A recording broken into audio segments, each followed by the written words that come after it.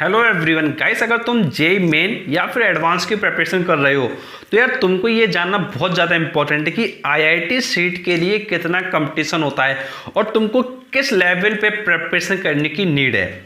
तो चलो हम स्टार्ट करते हैं कि भाई कितना कंपटीशन होता है फॉर द आईआईटी सीट।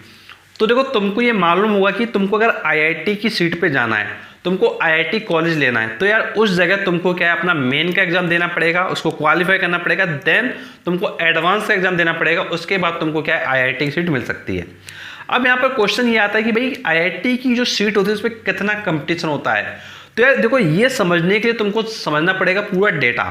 तो देखो, अगर तुमसे मैं डेटा की बात करूँ, अगर तुम लास्ट ईयर के जो डेटा हैं उनको अगर तुम उठाओगे तो तुम यार पाओगे कि जो फॉर्म्स भरे जाते हैं आईआईटी में हर साल, वो लगभग भरे जाते हैं तुम्हारे 10 से 12 लाख फॉर्म।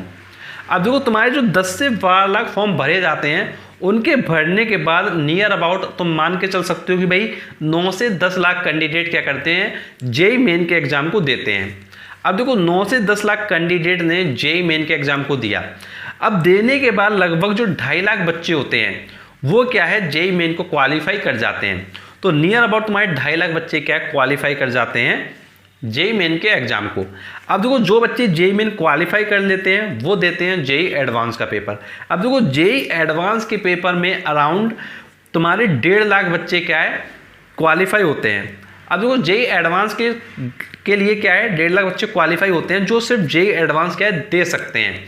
अब देखो, जेई मेन में क्वालिफाई कितने हुए, 2.5 लाख, लेकिन उनमें से कितने केवल जेई एडवांस के लिए क्वालिफाई हुए, वो क्वालिफाई हुए सिर्फ तुम्हारे 1.5 लाख। अब 1.5 लाख बच्चे क्या करेंगे, जेई एडवांस का पेपर देंगे।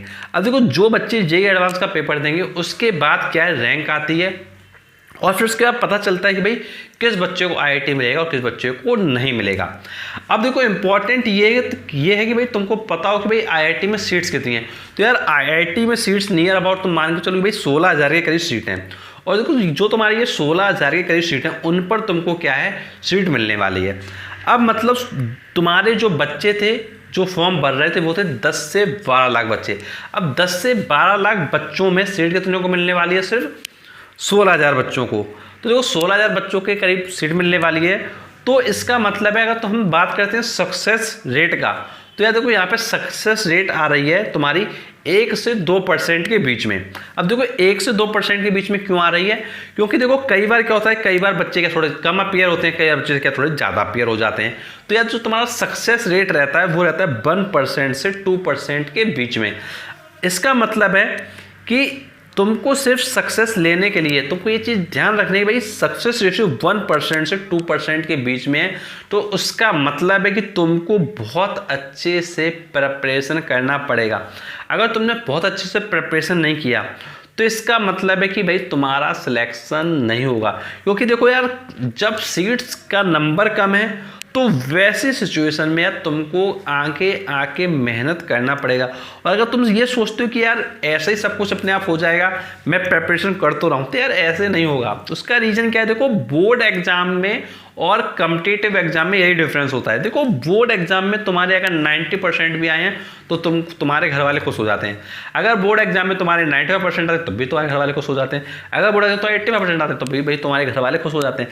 लेकिन कम्पिटिटिव एग्जाम में ऐसा नहीं होता। करो, कम्पिटिटिव एग्जाम में जब तुम्हारी रैंक आती है, और रैंक कब आती है, रैंक आती है अदर बच्चों के साथ कंपेरिजन जब तुम्हारा होता है। देखो, कम्पिटिटिव एग्जाम को तुम समझ सकते हो, कंपैरिजन तुम्हारा किया जा रहा है अदर स्टूडेंट्स के साथ। अब देखो, जब कंपैरिजन होता है तो कंपैरिजन में कोई एक चीज़ अच्छी होती है, कोई एक चीज़ बेकार होती है। तो उसी तरीके से यार जब कंपैरिजन करते हैं तो यार देखो, जब कंपैरिजन अच्छे लोगों के बीच में ही हो रहा है, जब कंपैरिजन अच्छे लोगों के बीच में ही हो रहा है, तो भाई उस जगह किसको चढ़ा जाएगा, जो और भी बेस्ट होगा। तो वही चीज़ तुमको समझना है कि भाई तुमको हर एक तरीके से बेस्ट होना पड़ेगा। तुमको फिजिक्स, केमिस्ट्री, मैथ्स में बहुत अच्छे से इसको लाना पड़ेगा। और अगर स्कोर नहीं लाते हो तो यार देखो, तुमने कंपटीशन समझ लिया है, सिर्फ सक्सेस रेट 1 से 2% है। तो इस सक्सेस रेट को समझना इसलिए इंपॉर्टेंट है कि यार तुम उसके लिए मेहनत करना स्टार्ट करो। इससे तुमको डरने की आवश्यकता नहीं है। देखो, तुमको सक्सेस रेट को इसलिए समझना है जिससे कि तुम उस मेहनत के लिए आगे बढ़ो। देखो, अगर तुमसे मैं बात करता हूँ अदर एग्जाम की भी, तो देखो अदर एग्जाम में कई ऐसे एग्जाम हैं जिनमें सक्सेस रेट क्या 0.1% है। भाई आईआईटी में तुम्हारा सक्सेस रेट 1 से 2% हो भी गया, लेकिन ऐसे ना जाने कितने एग्जाम जिनमें सक्सेस रेट सिर्फ 0.1% होता है। तो यार लेकिन फिर भी स्टूडेंट सेलेक्ट होते हैं ना अदर एग्जाम्स में। तो यार देखो इंपॉर्टेंट यही है कि भाई तुमको अब प्रिपरेशन की नीड है, तुमको ये समझने की नीड है कि भाई जब हमारा ये सक्सेस रेट है तो इसके अकॉर्डिंग हमको ये प्रिपरेशन करने की आवश्यकता है। अब देखो कंपटीशन के एटमॉस्फेयर को तुमने समझा कि भाई आईआईटी के लिए क्या तुमको करना है, तो यार सेम उसी तरीके से तुम एनआईटी के लिए भी समझ सकते हो कि भाई तुमको एनआईटी के लिए भी कहीं ना कहीं आज प्रिपरेशन की नीड है। और अगर तुम यार प्रिपरेशन पे फोकस करोगे तो तुम डेफिनेटली काफ़ी अच्छे से मार्क्स लेके आ पाओगे।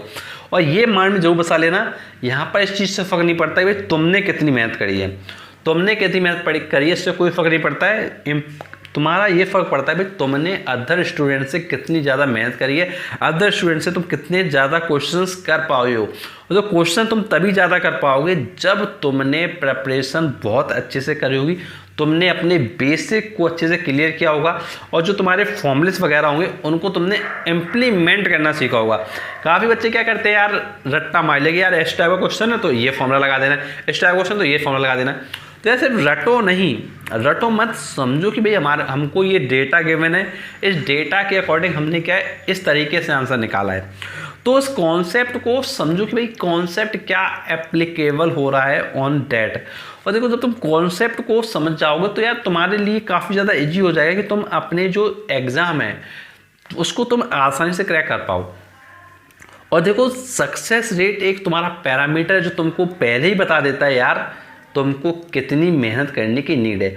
और यार देखो आज तो इतना डेटा अवेलेबल है कि यार तुम नेट पे भी चेक कर सकते हो, तुम सब कुछ तुमको मिल जाएगा। जैसे तुमको अगर प्रिपरेशन करना है, तुमको सक्सेस रेट चेक करना है, तुमको कुछ भी चेक करना है, तुमको सब कुछ नेट पर अवेलेबल है। यार पहले का टाइम था भाई जहाँ पर लोगों को इतना इन्फॉर्मेशन नहीं था, इतना अवेयरनेस नहीं था, लेकिन आज का जो एरा चल रहा है तो भाई आज के एरा में तो भाई इतना डिजिटलाइजेशन हो चुका है कि भाई तुम चीज़ों को काफ़ी अच्छे से, काफ़ी अच्छे तरीके से, काफ़ी सिस्टमेटिक मैनर में कर सकते हो। तो यार वो तुम्हारे लिए एक पॉजिटिव साइड भी है। तो यार इन सब चीज़ों को समझकर तुम अपनी प्रिपरेशन को आगे कंटिन्यू करो और अपने एग्ज़ाम के लिए तैयार रहो। और देखो जब भी तुम्हारा जेईई मेन का फॉर्म आता है तुम उसको फिल करो, एग्ज़ाम की प्रिपरेशन करते रहो और अपने जो प्रीवियस ईयर क्वेश्चंस हों उन पर विशेष ध्यान दो। देखो तुमको प्रीवियस ईयर क्वेश्चन ये आइडिया देता है कि भाई इस टाइप के क्वेश्चंस आते हैं, और जब तुमने प्रीवियस ईयर क्वेश्चन किए होते हैं तो यार तुमको एक आइडिया लग जाता है। और देखो प्रीवियस ईयर तुम क्या है, लास्ट के तुम 3 साल के कर लो, बस तुम लास्ट के 3 साल के प्रीवियस क्वेश्चन कर लो जेईई के जो ओरिजिनल वाले होते हैं। अगर तुम उनको करोगे तो यार वहाँ से तुम्हारी जो परफॉर्मेंस है वो बूस्टअप होगी और तुमको आइडिया लग जाएगा कि भाई क्या लेवल रहता है। और देखो तुम उस लेवल के अकॉर्डिंग क्वेश्चन को करो और उससे थोड़ा जो लेवल टफ हो उस क्वेश्चन को भी करो। देखो जब तुम थोड़ा टफ लेवल का भी करो तो क्या होगा कि तुम्हारा जो पोटेंशियल है वो कहीं ना कहीं आगे बढ़ जाएगा, तुम्हारा जो कॉन्फिडेंस लेवल है वो और बूस्टअप हो जाएगा। क्योंकि देखो जब तुम इजी क्वेश्चंस को कर रहे होगे, मॉडरेट कर रहे होगे और तुम अपने जेईई मेन के क्वेश्चन कर रहे होगे और उसके आप उसके टफ क्वेश्चन को भी कर रहे होगे, तो यार ऑब्वियस सी बात है यार तुम्हारे मार्क्स तो आएंगे ही आएंगे और तुम्हारा जो सक्सेस है तुम्हारे आईआईटी सीट के लिए वो तुमको डेफिनेटली सक्सेस मिल जाएगा। तो यार तुमने अच्छे से समझा कि भाई आईआईटी सीट में कितना कंपटीशन है और उसके लिए तुमको क्या करने की नीड है। और कोई भी तुमको अगर प्रॉब्लम होती है, कुछ तुम पूछना चाहते हो तो यार नीचे कमेंट बॉक्स से कमेंट करके पूछ सकते हो। और यार अगर तुम चाहते हो भाई तुमसे कोई भी वीडियो मिस ना हो जो चैनल पे अपलोड किया जा रहा है तो यार तुम चैनल को भी सब्सक्राइब कर लो जिससे कि तुमको सारे के सारे वीडियो मिलते हैं। And thanks for watching. Video मिलता हूँ तुमसे नेक्स्ट वीडियो तक। Thank you so much.